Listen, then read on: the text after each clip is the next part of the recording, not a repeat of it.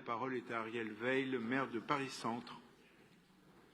Oui, c'est un mot à prononcer qui est difficile, un nouveau mot, et je voudrais profiter de cette délibération simplement pour rappeler et d'abord rendre hommage au travail inlassable que fait Karen Tayeb pour sans cesse restaurer, rénover, entretenir, conserver notre patrimoine. Et je voudrais prendre l'exemple de l'église Saint-Eustache, où nous avons effectivement découvert cet antépendium puisqu'il était abandonné quelque part au presbytère. Et je voudrais en prendre l'exemple de l'église Saint-Eustache pour montrer à quel point les travaux que mandate la ville ou qui exécutent d'ailleurs ces équipes, que ce soit les différentes équipes de restauration des œuvres d'art ou du patrimoine, étaient exceptionnels. On a inauguré récemment la façade restaurée, la façade ouest sur la rue du Jour, restaurée magnifiquement après avoir déjà restauré la façade sud sur le jardin Nelson Mandela.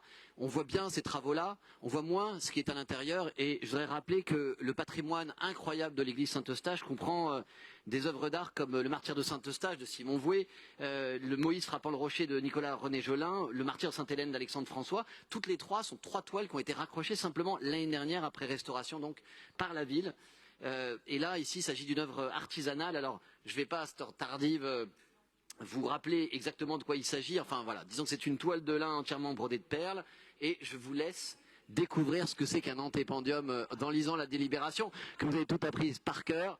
Vous irez la voir, mais simplement qu'on n'en entende pas que la ville n'entretient pas son patrimoine. Elle le fait pour le clos, le couvert et les œuvres d'art. Je vous invite à aller vous-même à l'église Saint-Eustache le constater. Merci.